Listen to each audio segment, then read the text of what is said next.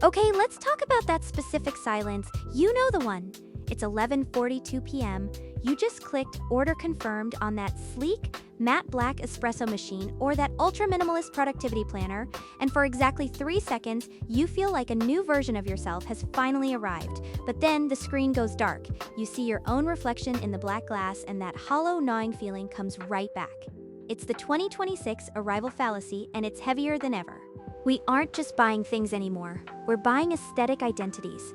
We spend 3 hours setting up a minimalist desk, cable management, neutral tones, a single succulent, just so we can take a photo of it to prove we're the kind of person who is organized. It's the performance of work rather than the work itself. Honestly, it's like we're building a museum of a life we're too busy to actually live. We've turned our existence into a gallery view for an audience that doesn't even exist.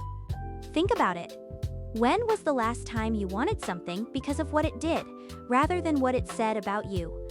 We feel empty even after hitting our goals, because those goals weren't ours to begin with. Your personality has become a curated collection of signals, and it's absolutely exhausting. We think these desires are bubbling up from our true self, but I'm telling you, they're just echoes. There's a ghost in your shopping cart, and to find out who it is, we have to look at the triangle. Enter Girard. This guy is basically the ultimate party pooper of 20th century philosophy, but in the best way possible. Girard realized something that completely shatters our ego. Human desire isn't a straight line. We like to think it's just me wanting that object. Simple, right? Wrong. Girard says desire is a triangle. There's you, the object, and the model, the person who already has it or seems to want it. You don't actually want the object. You want the status of the person who possesses it. You didn't care about that specific career path in AI ethics or boutique leather crafting until you saw that one success influencer you secretly despise post a day in the life video about it. That's the mediator. In 2026, our mediators are everywhere. It used to be your cool neighbor. Now it's 1,000 strangers in an algorithm designed to trigger your mirror neurons every time you scroll. We are physically wired to map the intentions of others onto our own nervous systems. It's why you can't stop checking that one former classmate's LinkedIn, someone you haven't spoken to in 5 years. When they get a promotion in a field you don't even like, you aren't chasing a dream, you're chasing a reflection.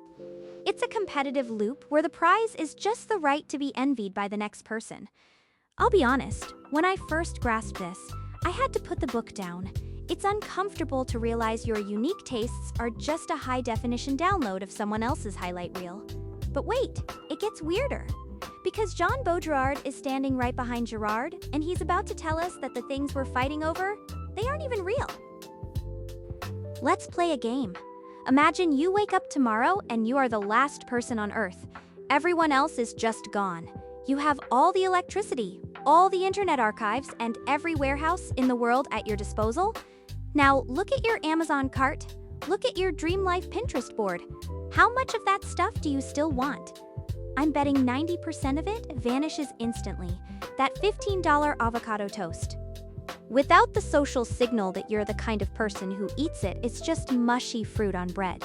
The luxury watch, it's just a heavy circle on your wrist that tells the same time as a microwave. Jean Baudrillard called this sign value. We've moved past buying things for use value, we buy signs.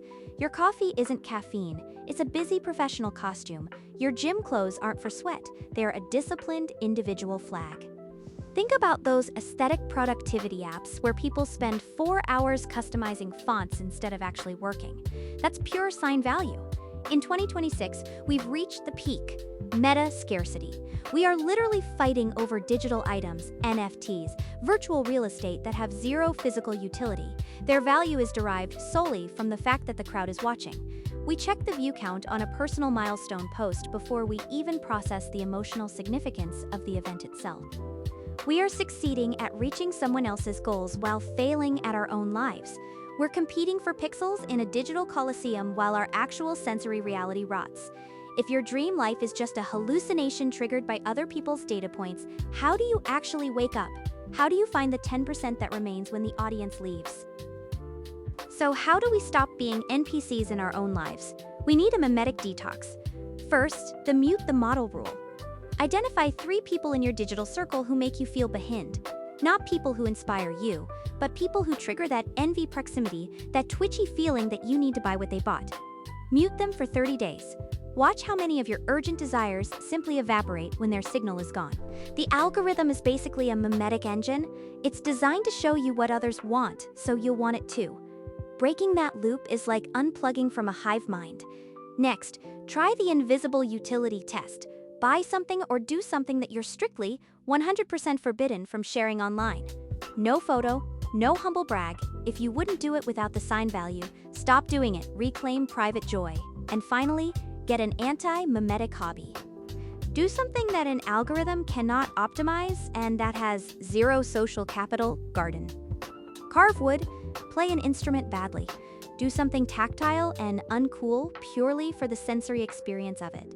Science backs this up. Social comparison theory shows that our brains default to imitation, but tactile, non-productive tasks break that loop by grounding us in the physical present. This isn't just a lifestyle change, it's a declaration of independence from the collective mirror. It's about realizing that authenticity isn't something you find in a store or a career coach's masterclass. It's what's left when you stop performing for a hashtag. It's the quiet 10% that stayed when the world disappeared in our thought experiment. Here's the terrifying, beautiful truth. You are not the reflection in the mirror. You are the one holding the glass.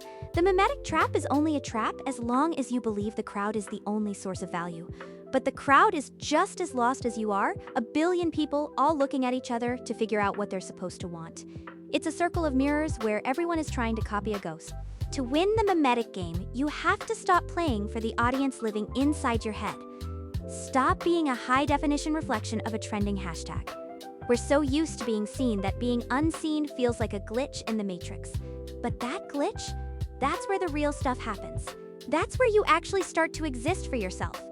The next time you feel that surge of desire for a new life update or a must-have aesthetic, just stop. Take a breath. Ask yourself, if no one was watching, would I still care? Because when the stage lights eventually go out, and they always do, the only thing that matters is who is left in the dark. Authenticity isn't a destination, it's the stripping away of the performance. So close your eyes for a second. Strip away the followers, the career titles, and the wish list. Who is left when there is no one left to watch? That person? That's the one you've been ignoring while you were busy chasing everyone else. It's time to go back to them. Thanks for exploring the triangle with me today. Now go do something that nobody will ever see.